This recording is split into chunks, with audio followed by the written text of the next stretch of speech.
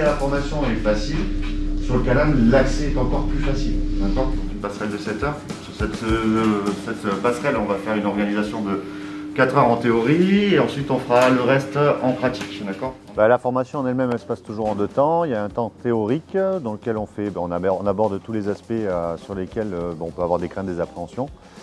Une fois ces appréhensions levées, on travaille après en circulation avec l'ensemble des candidats et on les fait avancer à mesure de leur capacité, ni plus ni moins. En fait. Donc là, ce que je vais te demander, c'est de faire la procédure de départ, retirer le frein à main, engager la première et à mon signal, tu me rejoins. D'accord?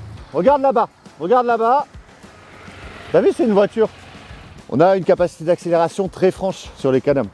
Maintenant, il y a un ESP qui va permettre l'antidérapage. Maintenant, ce qu'on a besoin, c'est par contre de bien doser notre accélérateur au début, histoire de ne pas se faire surprendre. On va toujours aborder notre franchissement d'intersection à basse vitesse.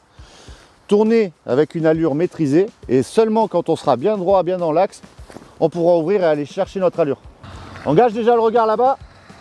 Vraiment là-bas, là. J'avais une petite appréhension quant au rayon de braquage de la machine. Et en fait, elle est relativement simple à utiliser. On prend son engin avec délicatesse, on apprend à démarrer, éteindre le véhicule.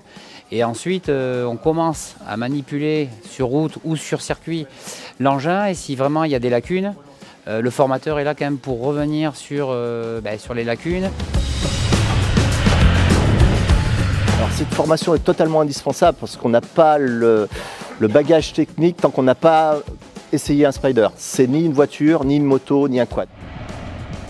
Puis après, on le fait, hein. On suit le mouvement de toute façon. Hein. Et après, alors sur la route, alors par contre, c'est on passe les vitesses, on accélère hein. Et on freine. On amène une émulation en fait, on profite de l'ensemble du groupe et des savoirs de chacun pour justement amener une adhésion et une recherche aussi de plaisir. Vraiment, on articule toute la formation sur l'univers plaisir.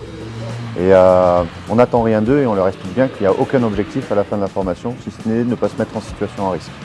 Alors maintenant, qu'est-ce qu'on va travailler? On va se mettre plus à l'aise, on va aller chercher de l'allure. C'est pour ça que je me retrouve dans le Can-Am parce que j'ai la sécurité de la voiture et le plaisir d'être en plein air, le plaisir de la moto tout simplement.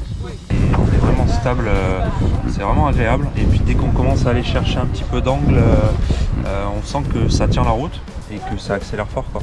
Très sympa. C'est vraiment, je pense, indispensable pour se sentir à l'aise.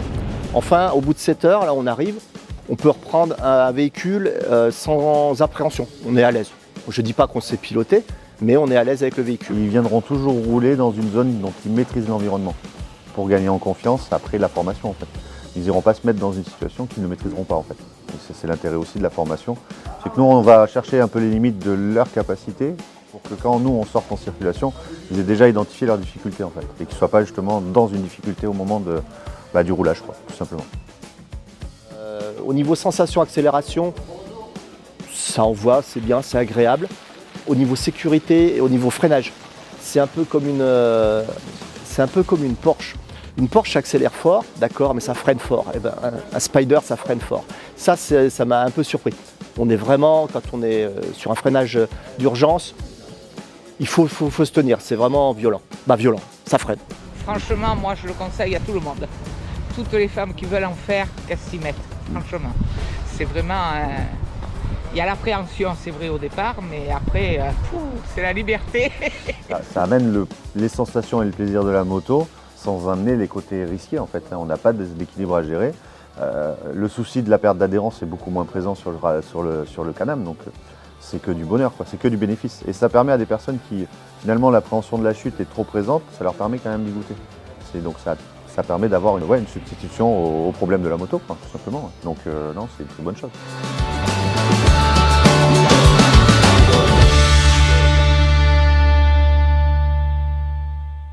Je pense que c'est moi qui vais conduire pour aller en vacances. Déjà là, je vais le ramener. Donc le mari derrière et moi devant.